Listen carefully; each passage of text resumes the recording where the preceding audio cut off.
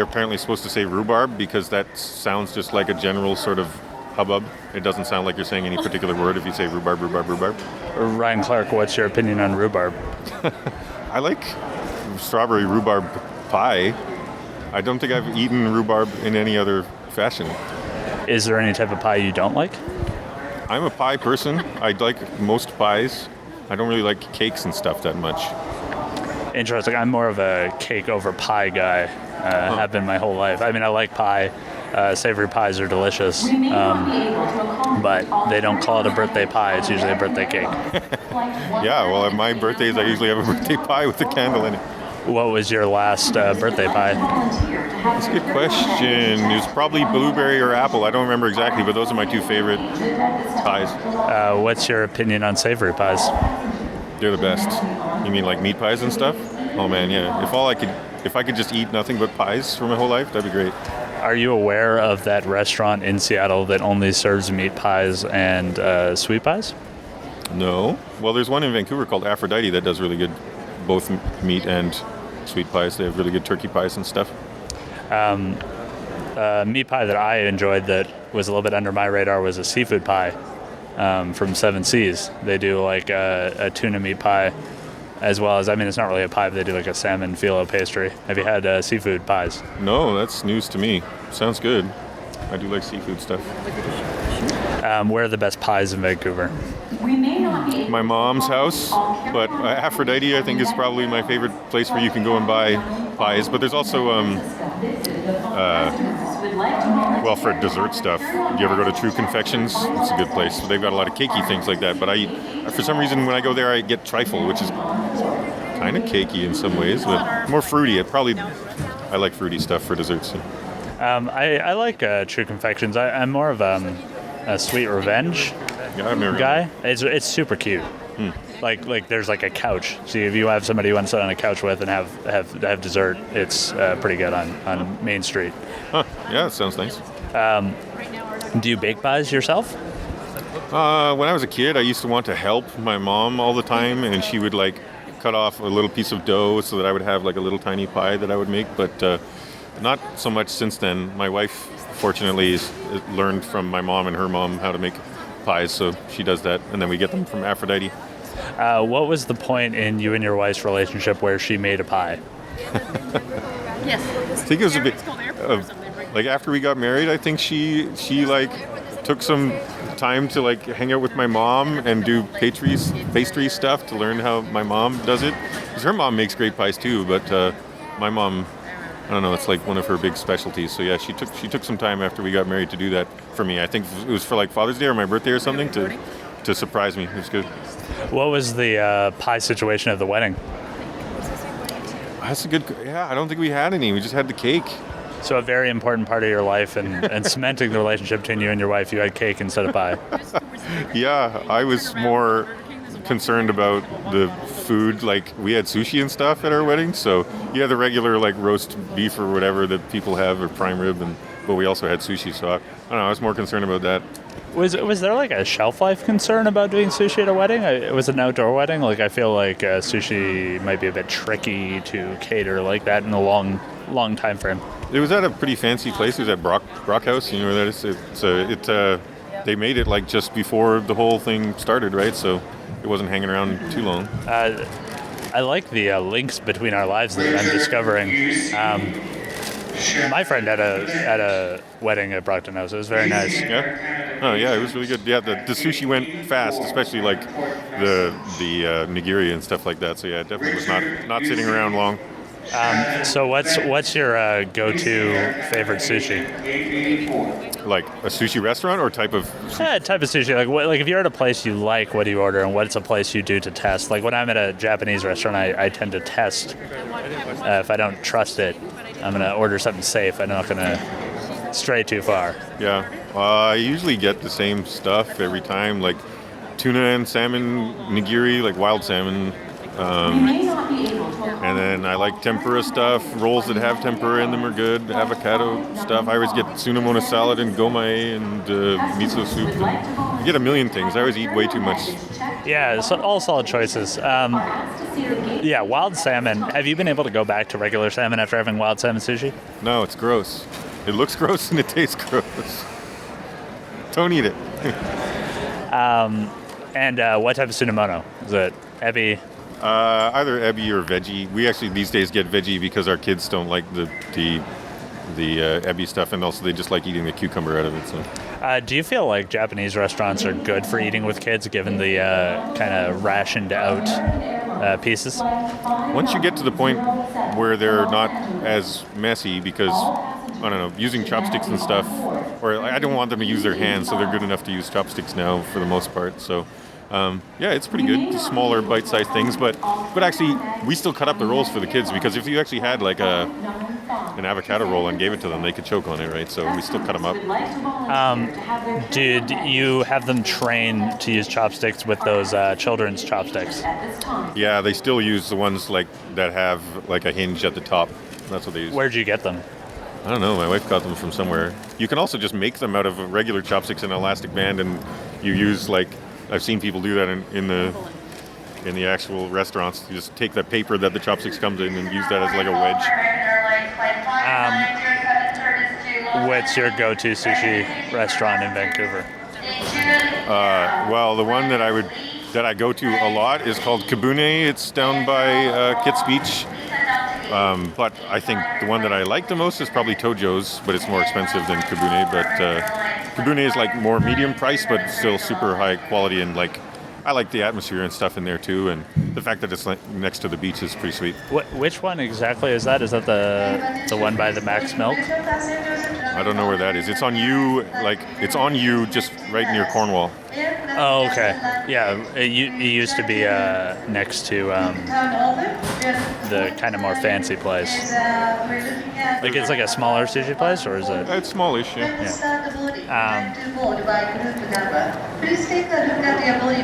Well, thank you for talking about food.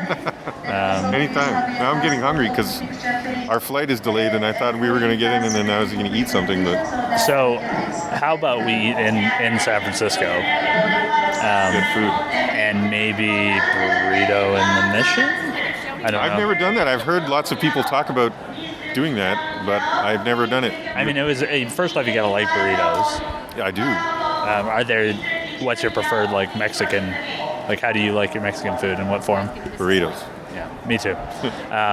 Yeah, I had it last December, and it was amazing. By far the best burrito I've had. Sizable, delicious. I find a lot of beef burritos are really bad in Vancouver. Yeah, there is not much super awesome Mexican. There's like okay Mexican food, but not nearly as good as in the States. Yeah, for sure. I've also like grown to cook more Mexican and barbecue in my spare time, just because those are things that aren't as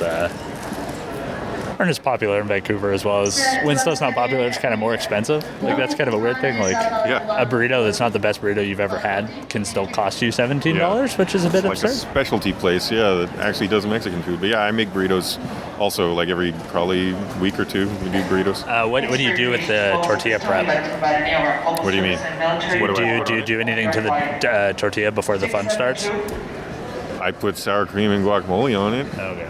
So what I do is, so I get a plate that's the size of the tortilla. Mm-hmm. I put water on it, pour the water off so it's like damp. Yeah. Put the tortilla on. Okay. Microwave for 45 seconds. Okay. It changes your burrito game completely. Huh. Yeah, I guess most like professional burrito places have like steamed tortillas. I mean, I barely use a waffle iron. I'm not going to get like a tortilla steamer. But I mean, that's kind of what you're doing, though, isn't it? You're making it so that the tortilla is a bit more... Yeah, I mean, it gives it a little bit of stretch and makes it easier to eat through. Speaking of guacamole, I've come across this thing I'm doing where I do everything but the avocados ahead of time. Mm-hmm. And then when it's time to party, just mix in the avocados. Huh. It works fantastic, and it saves you a lot of time at the crucial moment of pulling the nachos out and doing all that stuff. Yeah. Do you have a guacamole or avocado hookup? What do you mean by that? Some place where I get it? So there's a vegetable store near where I live that can't sell their avocados. So they have consistently 2 soft avocados on like reduced to clear, eat that day, delicious. So I don't have to deal with the paper bag stuff. So I've yet to do that well. No, we usually have avocados just around almost all the time because sometimes I just have them for lunch, just eat avocado by itself. So we've got them around all the time. My wife she does the shopping. She always gets them. Yeah, avocados are delicious. I feel somewhat cheated in my childhood that there weren't a lot of avocados. No, my wife is allergic to avocados. My kids and I like them, but she can't. She gets horrible stomach ache. Can you kiss her after having avocado? Yeah. Okay, because I know like some people I know that have nut allergies, or their significant other has nut allergies, and they can't kiss them. So then, if they have nuts, then they just don't have nuts. So they're basically like sharing the experience of being allergic to nuts. Yeah, no, it's not like anaphylactic. It just gives her a stomach ache. So she might get maybe a very, very mild stomach ache if she ate a tiny bit of it. But so what else is your family like? What are the other allergies in your family? That's about it. Yeah. I can have peppercorn. Peppercorn doesn't sit well with me. So even just regular black pepper, no good? Oh, no. Black pepper's fine, but like a peppercorn steak or something like that. Full-on peppercorns on it? Yeah, it's just something about it I can't handle. I don't know what it is. I mean, like I could do it, but then I don't enjoy the flavor very much, so it's kind of like just masochistic. That's not so bad as allergies go. Yeah, no, I am very grateful that I don't have a lot of allergies. I don't know how, like a lot of teachers can't have any nuts for lunch because of the severity of nut allergies. At my oldest son's class, they do like hot lunches sometimes, and sometimes they get Subway sandwiches. And now I think they can't have mustard because some kid can't handle the mustard and he's allergic to mustard, and so they're not allowed to have any of that. That's a shame because I always associate Subway with mustard. Like the mustard smell, like the yellow in their logo, is just what I associate with them. I think they're allowed to, like, when we give my son lunch, we can give him mustard, but I think if they make it, sometimes the Subway people might accidentally put mustard in the wrong sandwich or whatever, right? So we should probably just send my kid with a little packet of mustard or whatever. He could put it on himself. What was the hot lunch situation when you were a kid growing up? Oh man, it was hot dog. You got hot dog. Or sometimes donut, and you get that orange drink, the McDonald's orange drink. Did you get that? No, we did hot dogs, but we had chocolate milk instead of orange drink. Sometimes we get chocolate milk. Did you have anybody dip hot dogs into the chocolate milk? That's disgusting. That was just what some kids were about when I was in elementary school. They were just trying to stand out by being disgusting. It's good for them. Yeah, I don't remember who it was. Like I'm in contact with a lot of people I went to elementary school, but I don't remember who. Huh. No, we had mostly the orange drink. Do you ever have that orange drink? You know what I'm talking about? Yeah, I know the orange drink you were talking about. As I grew up into a teenager, when we'd end up at McDonald's, I'd order like the largest orange juice I could. And one time they had to swap that out because they were out. And that is just like the size of 2 babies on top of each other. Plastic bag full of orange liquid was very strange to see. I don't think I've had orange juice from McDonald's since then. Yeah, that stuff is radioactive. It's like, it's crazy weird taste, and then also you can dilute it like infinitely, and it still looks exactly the same. Like it still looks perfectly orange no matter how much water you add to it. It's weird stuff. I generally have a problem with like orange juice is probably my favorite drink. Like fresh squeezed orange juice. I mean, I'm even on record of this.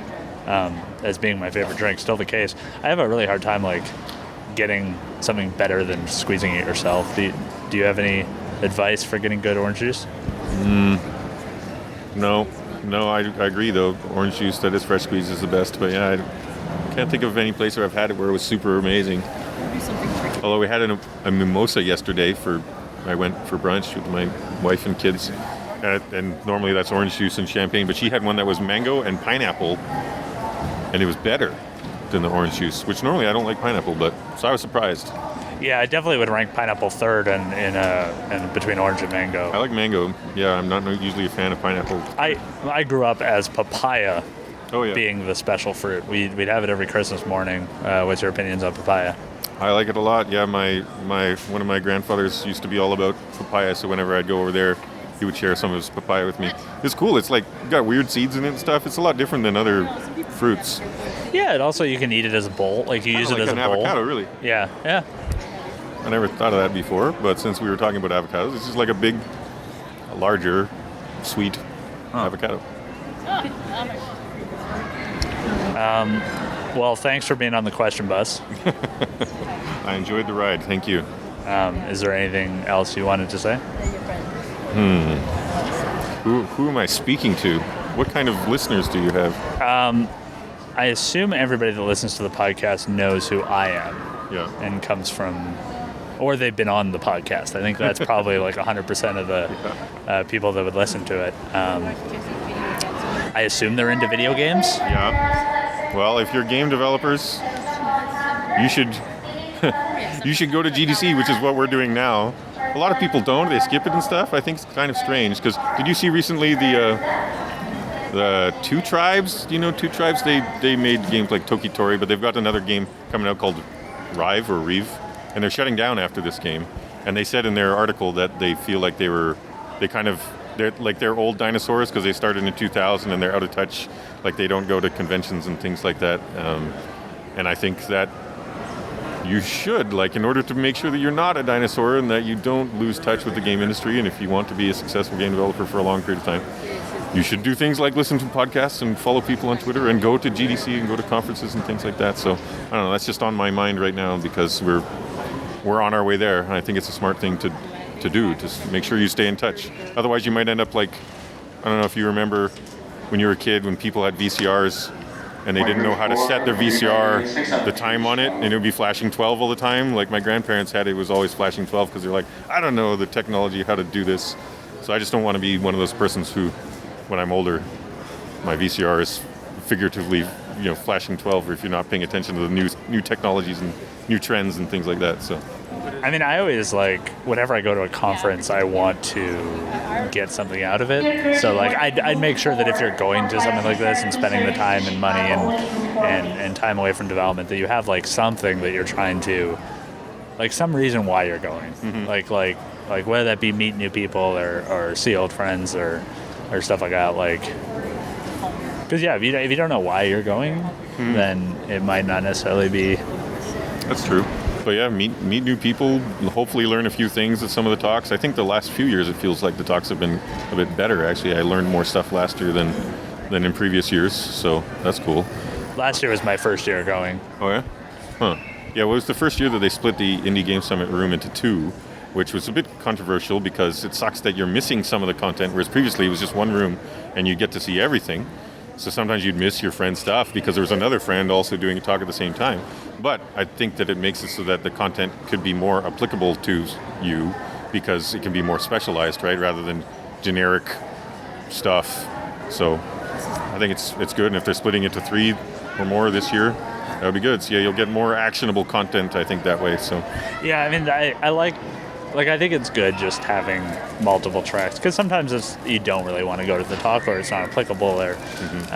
And I think it definitely helps. But yeah, it does suck to miss stuff that you wanted to see. But I didn't have much. I went through and did all my scheduling of what talks I wanted to see, and I didn't really have much conflict of good. 2 talks I wanted to see. I mean, there was some because there's a billion Vulkan talks.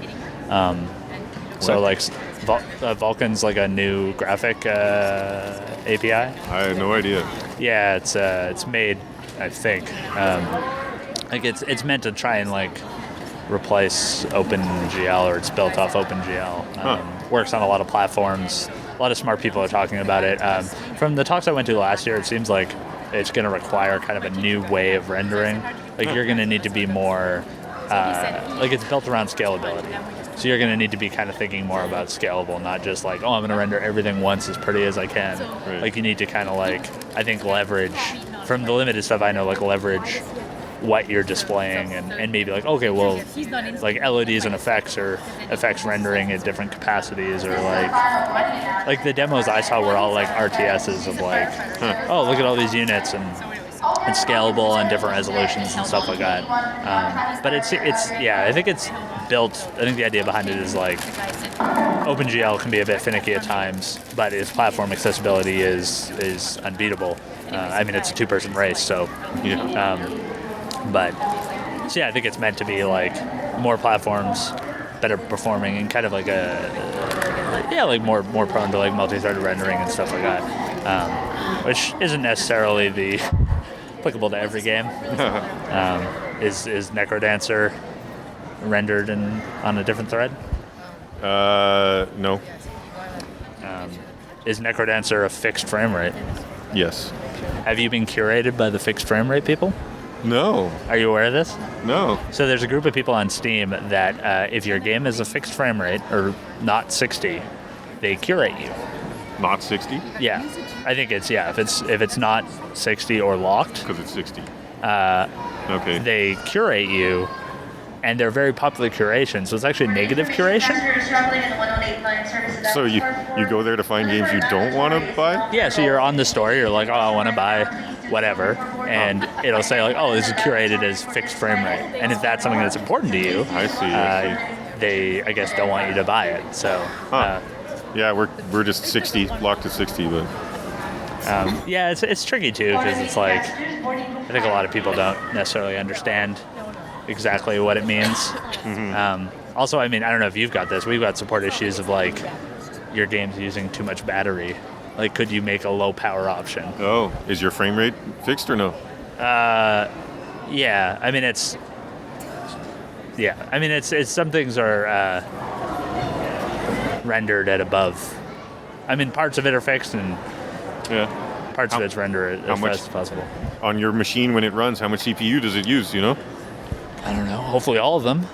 Like, that's one thing. Like, building the game and I look and only using one core, like, I'm very confused. I'm like, I want you to use everything possible all the time. True. But yeah, I think that's something that might move into the mobile industry of, like, trying to optimize for battery life. Because that, to me, is more important than performance in some cases. Oh, yeah, for sure. For the phone. Yeah, if you're traveling and stuff, it makes a big difference. And also like just being able to work without data, like that's something that a lot of phone apps can't do, and I appreciate when it's like it can cache or it can save a lot of stuff ahead of time, get that on Wi-Fi. As like bandwidth concerns get bigger, I don't know. There's lots of different resource factors to take into account. Yeah. I think NecroDancer just uses like a couple percent of CPU, so I doubt it uses much battery on people's laptops. So it's like on my machine, it uses one CPU, like 2 or 3% of it. That's it. So yeah, and I mean battery, like we're saving all the time, so maybe like that amount of file writes might affect battery, or is it, or like it's I mean it's something that like is a pretty low priority, like because we're always trying to make the game more optimized, which should theoretically help battery life. Yeah. But we haven't got to the point where we're like optimizing for battery life. Yeah. For a PC game, it shouldn't matter too much. Like, how often do people play on a laptop not plugged in? I guess sometimes, but. Well, we had somebody running on a Mac. The specific person I'm thinking about, I think, was on a MacBook, and they were like, "My fans are spinning up. Why?" Because you're playing a game. That shit happens, man. Yeah. So you're excited for GDC? I am, yeah. Good to see everybody. We end up hanging out with Vancouver folks like you too, which is good because I don't actually see Vancouver people that often either, even though we're still in the same city. But you were at PlayStation Experience, right? Yeah, we were at PSX. That was fun. Good to see all the folks who come from far-flung places, Europe and Australia and things like that, and just I always like walking around and checking out what's new at the IGF. That's what we'll be. I mean, the show will be over by the time you hear this. But did you? Yeah, I guess you demoed last year at the.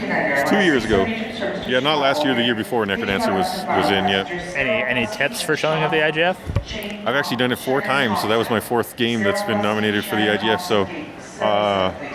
I don't know, it's changed a bit. Back in the day, I would have said that you should always, I always do. You should always make sure you have somebody at your stand and stuff, because you never know when an interesting contact or whatnot will come by, and we have actually had some business deals. Like back in the day with our first game, we ended up meeting some people who we got like a $75,000 mobile deal from and that was back in 2006. Like there was, there were no mobile deals or mobile developers and stuff like that back then. And back then, $75K for us was a huge amount because we were just a super small team, and indie games didn't really make millions of bucks or anything back then. A few $100,000 was awesome. So, it makes a difference. Definitely hang out and make sure you're there to talk to folks. There's a chair. They give you a chair. That's huge. But people will steal your chair. So, like, every booth gets a chair. But you may find that when you get there, it's been moved or it's not there or whatever. So try and get there like a little bit before it opens to make sure that you can snag a chair back if your chair is gone. Because, it helps to be able to sit or to let your players sit. Sitting, we could do that all day. Like, sitting would be no problem. I'm hoping to meet some people that like I haven't met but know of, because we had at one PAX we had somebody come to the booth and talk to somebody who didn't know who they were, and that person ended up being like Ken Levine apparently, and then he just bounced before any of us who knew who he was could talk to him. So it's handy having Jesse at your booth, because Jesse used to do all the NecroDancer booths and stuff with me. Jesse Turner, who did the art for NecroDancer, because he recognizes everybody, and he knew Ken Levine, and he's like, that's Ken Levine. I'm like, how do you know what Ken Levine looks like? He's like, he just knows everybody. So I knew that with a lot of press and stuff like that. Like, I'd be kind of like keeping my eyes open, trying to watch people. But it's just you get busy and you get talking to people, and you can't be talking to somebody and then like looking over their head for like popular people. Who else is there? Yeah. Well, you'll also hopefully get to know your neighbors really well, which was cool for me, because back in 2006, which was my first IGF and first GDC, on one side of us was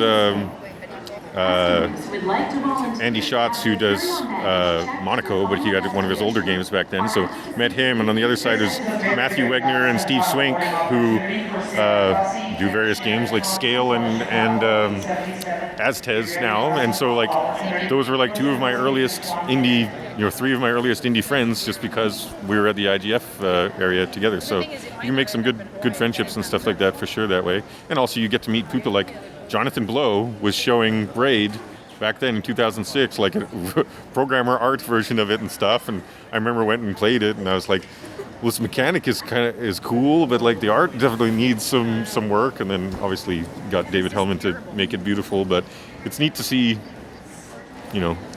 a window of history like that. So we'll see what your neighbors will be doing in a few years and things like that. So. Yeah, you definitely have a connection of like everybody you spend any time with at these shows. Like it's just, there's just something, there's like a camaraderie about it that I enjoyed. Especially going to like PAX South, I met a bunch of people. A lot of French Canadians, oddly, but a bunch of people that I just wouldn't have met.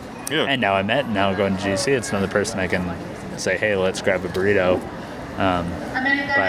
It's one of the best parts of being in the game industry, honestly, that you get to make so many friends like that. Because for a while I was not in the game industry. After I sold my first company to Big Fish Games, I had a non-compete clause for a while. I'm not sure if it was enforceable or not, but I thought it would be a good time to take a break anyway from games. So for a year I didn't do that. I did some different technology stuff, and I really missed like the camaraderie, because in this industry, even though we are actually competing with each other, kind of, NecroDancer's competing with Darkest Dungeons somewhat.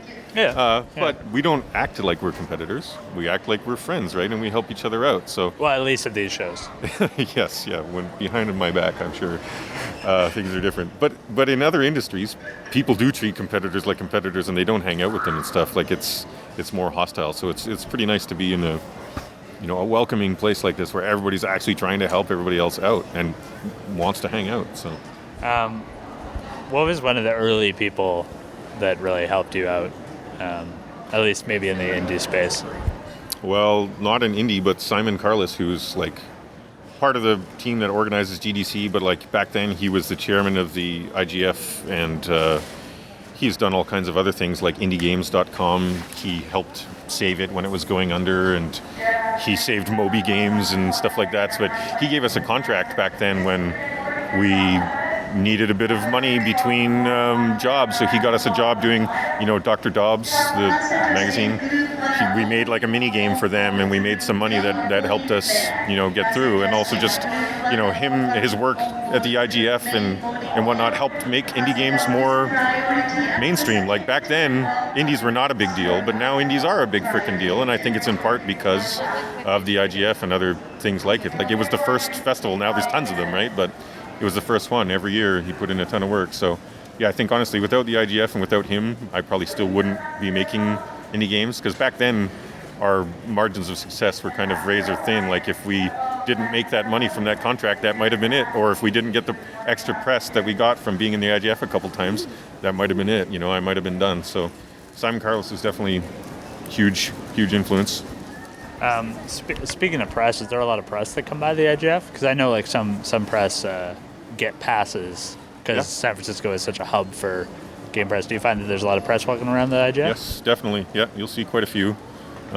Whether or not they will introduce themselves or something is a different story, but yeah, they're there. Yeah, that's my favorite type of people to demo for are the people that afterwards get up and go, I'm actually pressed, but I'm just not telling you. I wanted to, and it's like, okay, I hope you had a good experience. Like try and treat. You have one of the. I mean, I always try to treat everybody who plays the game well, but after you have that, you definitely make sure of it. Yeah, you got to try to not be a badge looker, like checking to see if they've got the press thing underneath their badge. But do you get like caught? I think they get no, but it's also just I don't know, a little rude, I suppose. But press will have a little extra banner thing underneath their badges. Yeah, I do a slight thing with the GDC badge. I just put the name of the game. Yeah. And works a lot well. It works really well. Instead of your name, or you mean no, instead of the company. Yeah, I do that too. Because people don't know Red Hook or Brace Yourself games; they know the game. Yeah, and it works. It works like, hey, like I know that game. Yeah, that's why that's another reason why whenever I make trailers, I don't show our company logo at the start, because like nobody knows or really gives a shit about your company. At least not if you've only made one game, that's for sure. But later on, maybe they'll eventually figure it out. But I don't think it's a good use of the first 5 seconds of your trailer to show your logo. It's better to get to the action and get people interested right away.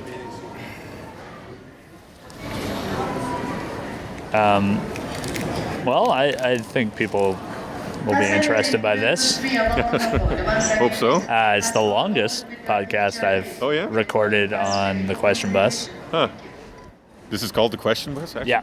Oh, I thought that you just called it the Question Bus because there's so many questions. No, I think there's a good kind of discovery moment of not telling people the name of the podcast and then saying it at the end. I've gotten some good reactions. That's a good name. Yeah, I like the name. Clever. And I know I said this before, but any last words or anything you want to say? I don't know. I guess if it's indie devs listening, I talked about going to shows and things like that. The last thing would be just people talk about indie apocalypse and whatnot. I don't think that you should be particularly scared by that. Making indie games has always been hard. I think it's still just as tough as it ever was, but it's achievable. So I also really don't like the indie apocalypse talk because during the heyday, I wasn't I wasn't working on a game as successful as Darkest Dungeon. Yeah. So it's kind of weird having all this talk of oh man, if it was 2009, everybody would be golden, and it's well, in 2009 it didn't necessarily go that well. There were issues in 2009, it's just kind of strange. I think it's just people need you can kind of do the circuit talking about how bad things are. Yeah. Well, for me, I started in 2004, and there was hardly any coverage of indie games and stuff like that at all. It was really hard to make a living. So now it's significantly better because Valve will actually let you put your games on their service, right? Whereas before it was just direct from our site or maybe on casual portals like Big Fish and whatnot. But now it's so much easier to get eyeballs on your game if your game is good. But back then, even if your game was amazing, you might still fail. But now, if your game is amazing, you will be fine. You will make money. So I like it. If this is Indie Apocalypse, it seems like Indietopia compared to what I was in 2004. So I've never heard the term Indietopia. Indietopia. It's freaking Indietopia. Is that going around? Are people saying that? No, I made it. I invented it. You can use it. And also I think a lot of curation is based on data, and I think with the amount of games coming on Steam, that curation system's going to get better and better as more games are on there, as more reviews are made, as more like all this type of stuff is there. I think people are moving towards a better, like automated, better curated system for discovering those games versus the people that were able to communicate, like the people who were able to strike a business deal or grease the wheels or whatever, and they're the ones who get featured. I think a lot of the way a lot of the stores are moving towards, I think it's ultimately going to be better than what it was before for most people. But of course, if you're the one that worked on the game that didn't get any press. Well, also people argue that like, hey, the App Store, like the Apple App Store or Google or whatever for phones, is kind of garbage, and it's hard to find actually good games there. And so they say that's their argument that Steam is going to become a wasteland too because they kind of open things up the way that Apple did and whatnot. But my counter argument to that is that I actually honestly think that people who find games or who have phones and play games on their phones, they're probably not actually like us Steam gamers. Like, everybody has a phone, but not all of them are like core gamers like we are. And so, of course, the way that they curate the store on, for those types of people is going to be different than the way you curate a store for us. So, like, we don't like what the App Store shows us for games, but we do like usually what Steam shows us. But I think that's just because it's a different audience. The people on the App Store are not necessarily core gamers. You got to treat it differently than Steam. Yeah, and I think it also I think there's as more games come out. Wait, is this us boarding? Soon, yeah. Yeah, I think so. That might be the way to end this. Do you have your photo identification? I do, and I'm gonna hit the restroom before we go. So okay. So thanks again for the multiple transferred question bus ride, and hope we both have great GDCs. Do you want to predict ahead of time if you win an award at the award ceremony? I don't think so. We're up against such ridiculous competition, but I think you guys have a good shot. I think the more categories you're in, the better the shot. Yeah, that's true. You got more rolls of the dice there. Yeah. Yeah. Hopefully, RNGesus is on our side for once. Yep. Good luck.